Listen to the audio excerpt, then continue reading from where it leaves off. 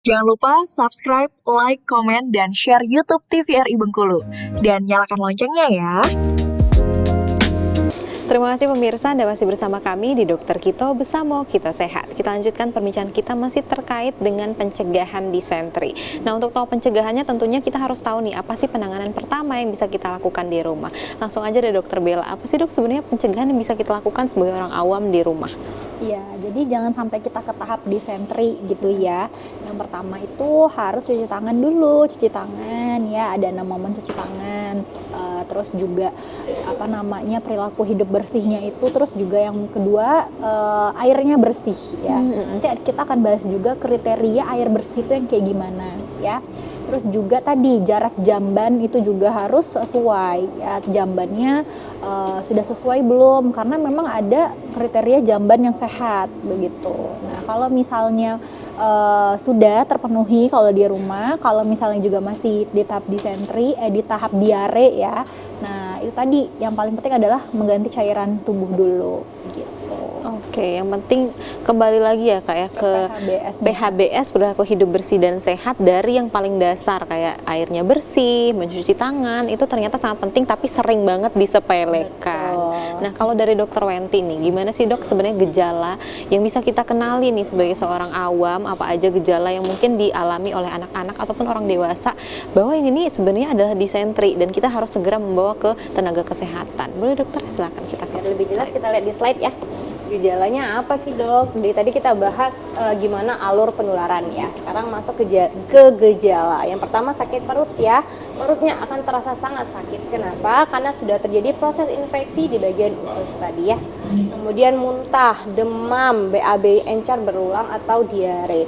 Dan yang paling penting kuncinya adalah tinjanya encer atau diare tadi disertai darah dan lendir. Biasanya cukup batas ini kami bisa menegakkan itu disentri. Cuman kalau untuk tahu dia kategori yang mana, basiler atau amoeba, itu harus pemeriksaan lebih lanjut biasanya ya. Nah, gejala ini kalau nanti teman-teman atau masyarakat Kota Bengkulu, masyarakat dokter kita ya, pemirsa dokter kita ada gejala seperti ini, boleh langsung dikonsultasikan ke vaskes terdekat ya, baik dari dokter keluarga atau ke puskesmas ya. Karena ini harus ada penanganan yang tepat ya. Tadi tidak boleh membeli obat sembarangan, tidak boleh self diagnose ya, apalagi antibiotik itu harus dengan resep dokter ya. Nah, kalau dibedakan berdasarkan gejalanya, sepertinya disentri basiler ini dia sifatnya lebih cepat atau lebih akut, nah dan lebih berat biasanya ya dibandingkan dengan amoeba. Karena kalau yang amoeba ini dia pelan-pelan tapi berlangsungnya lama ya, bisa sampai 2 minggu ya. Kalau yang basiler bisa 1 mingguan. Biasanya kalau basiler ada demam tinggi ya, muntah, biasanya sakit kepala. Nah, warna tinjanya red currant jelly atau kemerah-merahan. Kalau yang amoeba biasanya lebih dominan di lendir ya dibandingkan darahnya. Kemudian demam, dehidrasi, bahkan bisa asidosis metabolik. Artinya sudah tahap lanjut ya, kalau sudah kena asidosis metabolik sudah di atas dehidrasi ya. Nah, ini pada disentri basilar. Kalau amoebiasis atau disentri amoeba, yang paling kita takutkan apabila terjadinya komplikasi. Komplikasinya apa? Bisa sampai ke abses hati ya. Nah, itu dikhawatirkan. Makanya kalau ada gejala-gejala seperti ini tadi harus segera diwaspadai ya, jangan dianggap remeh ya. Apalagi diare ini pada anak-anak gejalanya sangat cepat. Kalau anak-anak sudah dehidrasi, kita mau masukin cairan lewat intravena itu sulit. Sulitnya kenapa dok? Karena kan kita tahu ya, pembuluh darah anak kecil itu kecil. Apalagi dia sudah dehidrasi, itu lebih kecil lagi, lebih menciut. Jadi sangat sulit untuk memasukkan jalur intravenanya. Jadi padahal kita butuhkan cairan yang cepat. Ya, makanya itu jangan sampai ke tahap dehidrasi, harus segera diatasi. Jadi diare apapun bentuknya tidak harus disentri, harus ditangani dengan cepat dan tepat ya. Oke, ini gejala klinisnya ya, gejala khasnya tadi udah kita bahas. Nah, dia pada kasus berat itu tadi bisa dehidrasi, bisa shock sepsis, artinya infeksinya bisa meluas ya ke seluruh tubuh sehingga terjadinya renjatan septik, kemudian bisa kematian karena gangguan sirkulasi pada tubuhnya ya. Kemudian kalau anak-anak paling sering tadi dehidrasi cairan. Kalau anak-anak sudah dehidrasi, anak-anak dan lansia itu harus diwaspadai untuk kategori cairannya. Kenapa? Karena mereka itu kan tidak berbeda ya dengan orang dewasa. Kalau orang dewasa kalau kita tidak nyaman kita tahu kan, langsung mencari bantuan. Kalau anak-anak tanda dehidrasi itu seperti apa? Yang pertama adalah tidak lagi merasa haus. Anaknya nggak mau minum lagi. Yang biasanya tadi kemarin-kemarin nangis, rewel, nggak nyaman, sekarang diem.